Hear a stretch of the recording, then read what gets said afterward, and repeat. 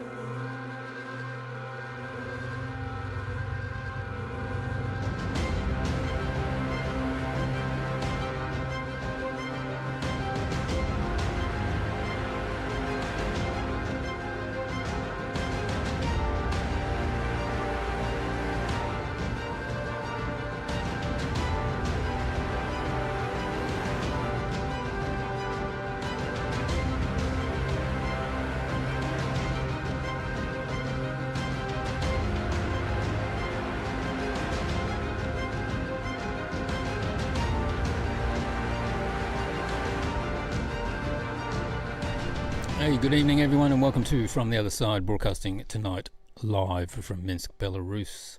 This is live show 153, Horizon on Fire, when power outruns reason. And tonight we're tracing the pattern of our time, a pattern of acceleration without direction, diplomacy that's performative, technology that's unrestrained, and a political culture that believes it can keep lighting matches in a dry world. We'll begin here in Minsk, where the Third Eurasian Security Conference just outlined a vision for sovereignty and cooperation that cuts directly against the Western chaos.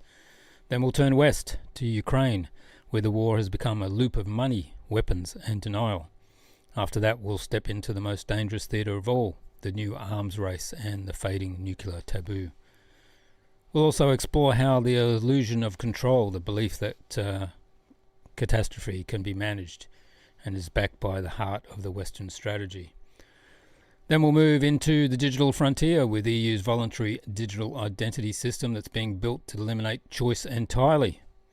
And we'll look at how artificial intelligence is rewriting the blueprint of civilization itself, and why the coming decade will test whether humanity can keep control of its own creation.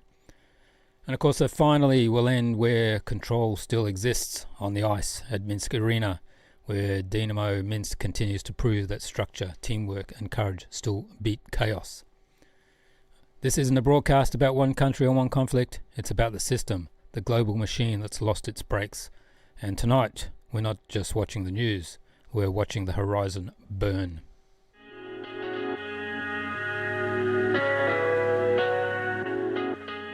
So something quietly historic happened in Minsk last week, the Third Eurasian Security Conference, a meeting that Western media almost completely ignored, may prove to be the event that defined the next phase of the global order. For years, the idea of a united Eurasia sounded like a dream, or worse, a slogan. But this time it felt real. It wasn't a declaration of confrontation, it was a declaration of independence, political, economical, and civilizational. Delegations from across the continent, Russia, China, Kazakhstan, Iran, India, Turkey and dozens more gathered not to protest Western dominance, but to move beyond it. They weren't here to intimidate NATO, they were here to build something else entirely, a continental network of security through interdependence. The message from Minsk was simple: the age of peace through deterrence is over. The 21st century will be about peace through balance, a balance of economies, technologies and cultures. One panel focused on what they called developmental defense, the idea that stability comes not from weapons stockpiles but from shared infrastructure, pipelines, trade routes, data cables, transport corridors. The new security isn't just soldiers, it's supply chains, as we discussed in the last show. Another session examined the information front, how digital sovereignty has become as important as territorial sovereignty. Nations that can't control their own data are not independent, and that's the new frontier of multipolarity, information autonomy. Of course, Belarus as the host played its part flawlessly, not as a middleman, but as an example. Minsk has quietly become one of the few capitals that can speak to both East and West without apology. And in a world increasingly divided by ideology, that neutrality, that sense of stability, is becoming the rarest strategic asset of all. Eurasia's new doctrine rejects the false choice of blocks. No new Cold War, no with us or against us. Instead, it's building something organic, networks of trade, energy and finance that connect across geography rather than ideology. And the West doesn't understand this because it can't. Its worldview is still binary, enemy or ally, sanction or subsidy, black or white. Eurasia's model is grey, complex, flexible, evolutionary. It's the logic of survival in a world the West keeps trying to simplify. When you compare the tone in Minsk, deliberate, calm, constructive, to what's happening in Brussels or Washington, hysterical, accusing people, exhausted, the difference is stark. So here's the quiet truth: the rules-based international order has already ended. It didn't collapse in one moment, it just become irrelevant. And as the West recycles its old slogans, Eurasia is writing new rules about sovereignty, cooperation and coexistence. But if Eurasia is moving forward, it's because the West has stalled, and nowhere is that more visible than in Ukraine. A war without purpose, drifting on autopilot. Let's go there next.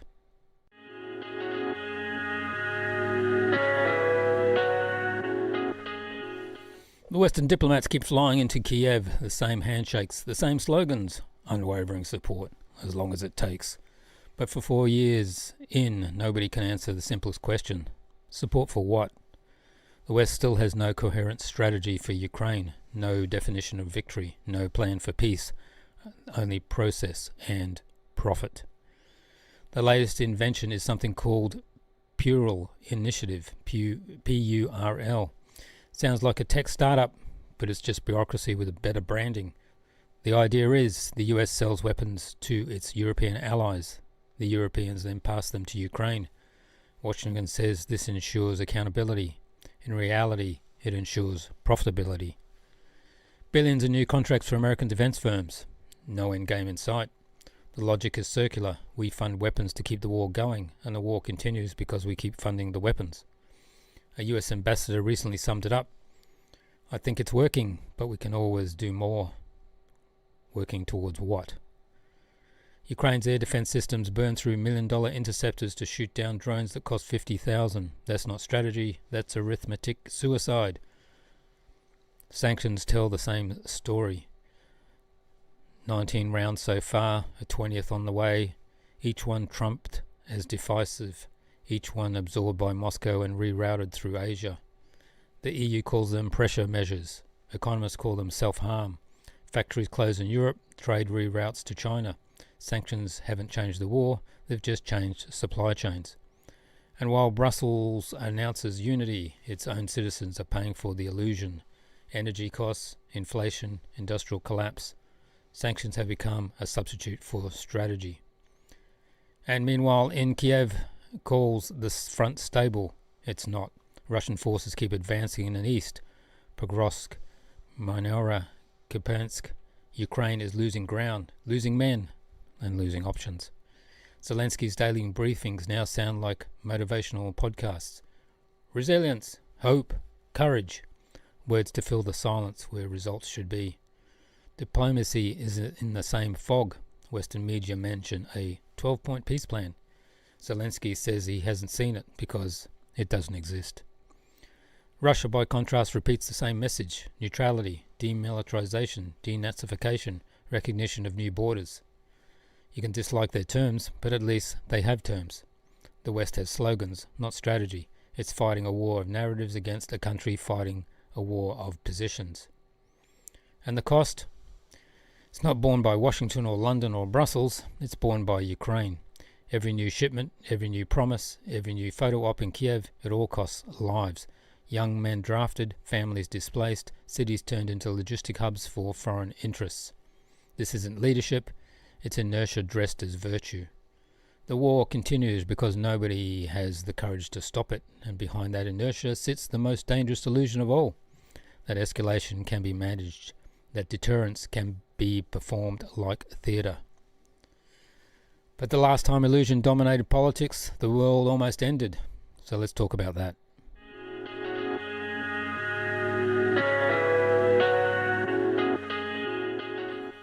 We're back in the era that should have stayed buried, open nuclear brinkmanship between Washington and Moscow. But the difference now is that the guardrails are gone. The anti-ballistic missile treaty, gone. The intermediate range nuclear forces treaty, gone. START 2, never implemented. Every stabilizing mechanism that has kept the Cold War from becoming a hot war has been dismantled. What replaced them isn't dialogue, it's hardware. Russia's new generation of weapons includes hypersonic glide vehicles that fly too low and too fast for interception.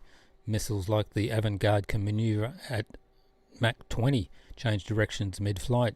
Nuclear-powered cruise missiles like the Buronskik can theoretically fly for days and come in behind the enemy. And the Poseidon underwater drones carries a multi-megaton warhead capable of creating tsunamis along the enemy's coasts. These aren't science fiction, they're tested, operational, and built to render US missile defenses meaningless. Washington, meantime, justifies its own deployment in Eastern Europe as defensive. Missile interceptors in Poland, radar systems in Romania, officially to protect Europe from Iran, unofficially to pressure Russia. Moscow doesn't see defense, it sees encirclement, because the same launchers that fire interceptors can fire Tomahawk cruise missiles. It's not a theory, it's engineering. This logic of preemption is a trap. Each side believes it's acting rationally. Each side convinces the other that it's preparing to strike. It's a spiral with no exit. Add in automation, AI-assisted early warning, and the shrinking decision window, and we've built a world where a glitch can end everything. Let's go back to 1983. A Soviet officer named Stanislav Petrov saw an alert, 5 US missiles inbound. He hesitated. He guessed it was false. And he was right. One man's doubt saved the world. Today, that decision might be made by an algorithm. And algorithms don't doubt. Politicians talk about modernization. They mean rearmament. But deterrence without dialogue is provocation in slow motion. This isn't arms control, it's performance escalation, nuclear theatre for domestic audiences. And the most dangerous development isn't new technology, it's new psychology, the idea that nuclear weapons can be used in limited, tactical, controllable ways. That's not policy, that's gambling with civilization. Which brings us to the next step down that ladder, when the unthinkable becomes debatable.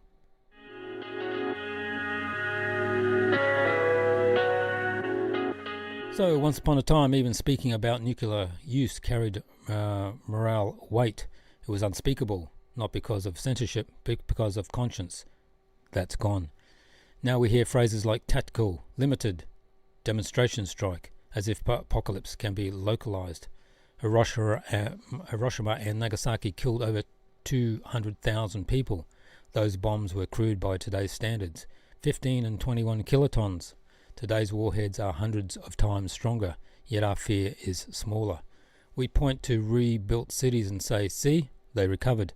But Hiroshima didn't recover, it endured. The DNA of its survivors carried the price of that endurance.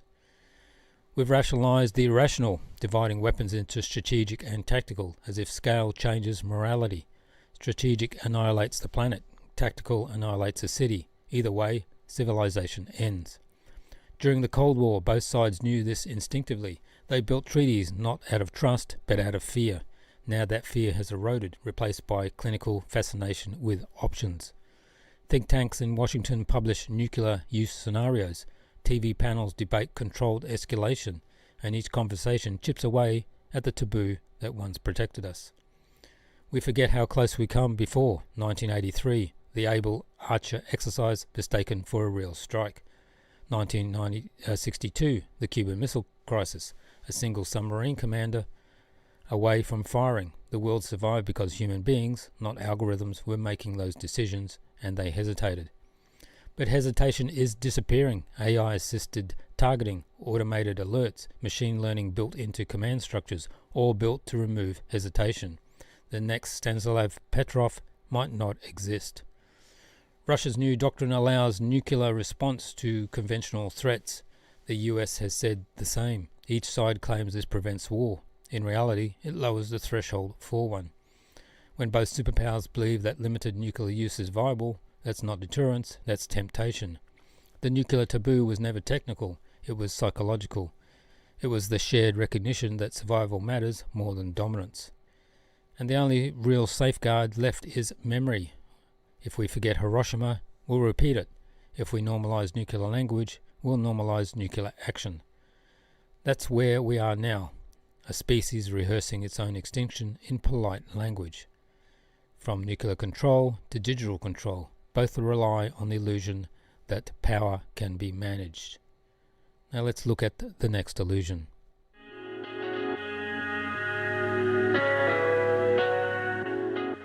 The European Union is building the most ambitious digital infrastructure in its history, the EUDI wallet. It's being sold as convenience. One app for everything. Your ID, driver's license, health data, boarding passes, banking. But the line between convenience and control is vanishing. Officially, the system is voluntary. In practice, it's designed for dependency, because once the infrastructure is embedded into law, commerce, and daily life, opting out stops being a choice. The mechanism is subtle. Under the Digital Services Act, platforms must guarantee robust verification. Under the Data Act, they must standardize access and interoperability.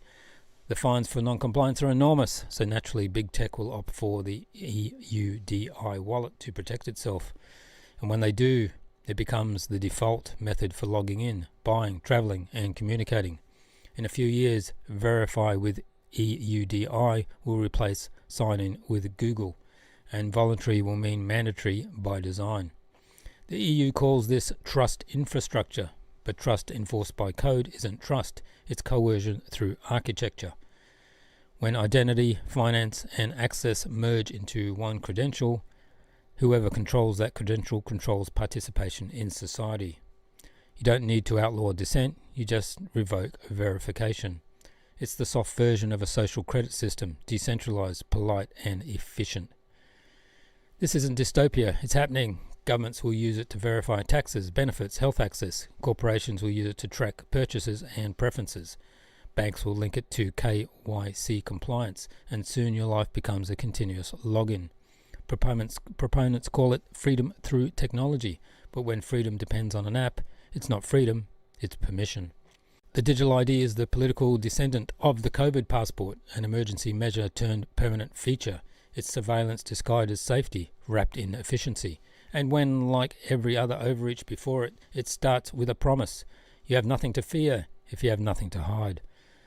But history shows the opposite. The people with the most to hide are always the ones in power.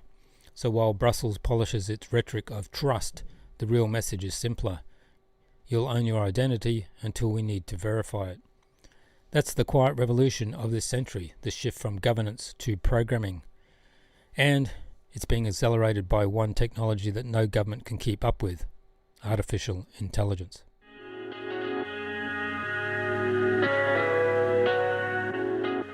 We're no longer waiting for the AI revolution. We're living in it. Every system, work, politics, finance, media is being recoded in real time. AI isn't a tool.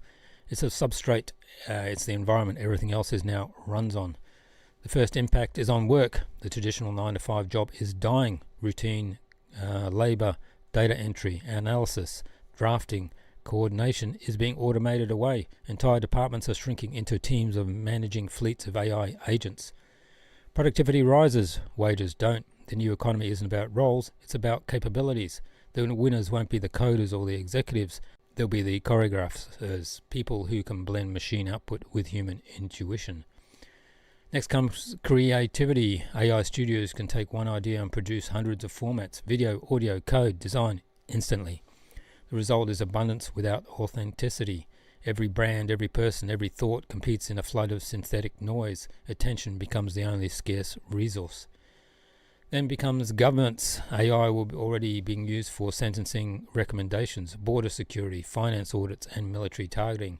And yet no one, not governments, not corporations, can explain how the systems make their decisions. They say the model decided. But who wrote the model? Who tuned its ethics?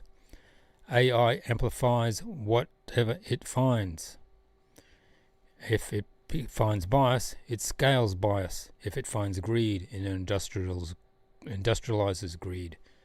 If it finds ambition, it weaponizes it. AI doesn't invent our flaws, it mirrors them at industrial scale. We're entering a world where human judgment is the bottleneck, not the engine, and that's both the danger and the opportunity. Because all the talk of artificial general intelligence, the real question isn't when machines will think, it's whether they will still choose to. We've already outsourced most of our reasoning to systems we don't control. Navigation apps decide our routes. Recommendation algorithms decide our culture. Credit scores decide our worth. And now AI models decide our future, line by line, token by token. So the challenge of the next decade isn't technological, it's moral. Can we choreograph the machine instead of obeying it? Can we design systems that serve humanity instead of remaking humanity to serve systems? Because that's what's at stake. It's just efficiency, it's meaning. The world that automates everything risks forgetting why it does anything. AI is the fire of our age. It can illuminate or consume, and like every fire before it, it demands discipline. Without the discipline, it doesn't build civilization, it burns it. And speaking of fire, let's turn to where the flame still belongs, the ice of Minsk, where real people, not algorithms, decide outcome with heart, grit, and instinct.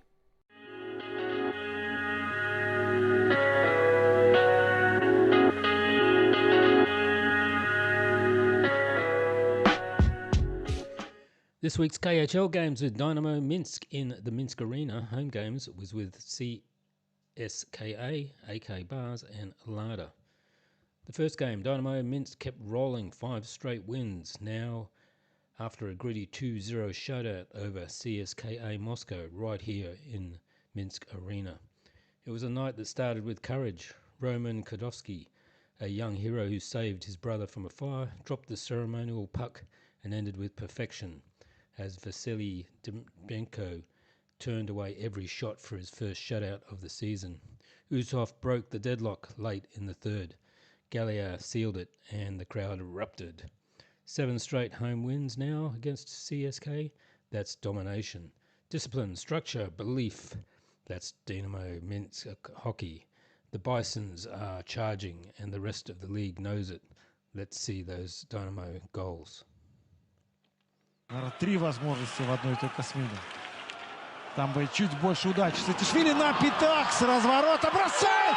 Усов! Это гол! Это Усов забрасывает! 1-0 за 5. Выбрасывает шайбу из зоны. И бежит Галиев! Галиев! Обогнал всех! 2-0. The next game, Dinamo Minsk against AK Bars. What a night in Minsk. Dinamo Minsk pulled off one of the wildest comebacks of the KHL season. Down late against AK Bars Kazan, the storming back to win the 4-3 right here at the Minsk Arena. Kazan came in riding a 12-game point streak, all muscle and pressure. But in the third period, the Bisons flipped the script. 3 goals, total chaos, and a crowd that shook the rafters. The Bisons' coach called it rationality in the attack. I'd call it a belief under fire. 6 straight wins now for Dinamo, and this one sends a message. Nobody comes to Minsk and walks away easy. Let's see those Dinamo goals. Игроки «Динамо» почувствовали эту шайбу, понимают, что есть моменты. Гол! Шайба в воротах, 1-1. Не вполне получился у Галиева. Энас сбросил на Галиева на свободный лед. Подбрасывает. Шайба в воротах. Все-таки потерял ее. Кузнецов неудобно. Она заходит в ворота, Сергей. Белялов здесь уже, мне кажется, даже не думает. Контролирует, но нельзя сколько, не контролирует. Слава богу, хоть как. Гол! Еще Шипачев! Dinamo Minsk's 6-game winning streak came to an end at Minsk Arena in a frustrating 1-0 loss to Lada. It was a goal-tending clinic by Truskov, 49 saves, a complete wall in net. Lada struck early in the first period through Belosov and then locked it down defensively for the rest of the night. Dinamo dominated in shots, chances and possession, but just couldn't find a way through. The Bison coach said it was best. The missed power plays and late penalties cost them. Still, the Bisons remain strong in the standings and hungry for revenge in the next game. So, what a week in hockey in Minsk. 3 games, 3 different stories. First, Dinamo stunned CSKA Moscow with a 2-0 shutout. Pure discipline and Jemenko brilliance. Then came the comeback of the season, a 4-3 thriller over AK Bars Kazan, with the Bisons roaring back in the third. And finally, a reminder that every streak ends. A tough 1-0 loss to Lada, despite firing nearly 50 shots on goal. Still, 6 wins from 7, electric atmosphere at Minsk Arena, and this team looks like a real playoff contender. The Bisons are charging, and the season's just heating up.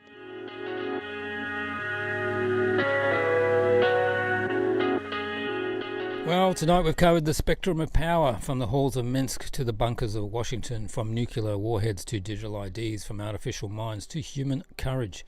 What ties it all together is the same theme: power outrunning reason. The West builds weapons it can't control, the EU builds systems it can't explain, and humanity builds technology it can't slow down. But here's the truth that cuts through it all. Control isn't about dominance, it's about discipline. That's where the Eurasia is rediscovering. That's the Dinamo Minsk shows us every time they step onto the ice. That's what the future will demand of all of us, control through conscience. Because if we can't master our own momentum, the horizon will keep burning until there's nothing left to see beyond it. So tonight from Minsk, in the center of the continent, where East meets West, and reality still matters, we end with this. The world isn't ending, it's recalibrating. And whether it burns or balances depends on us. So good night from the other side. Stay awake, staying human, and as always, we'll see you on the next horizon. Bye.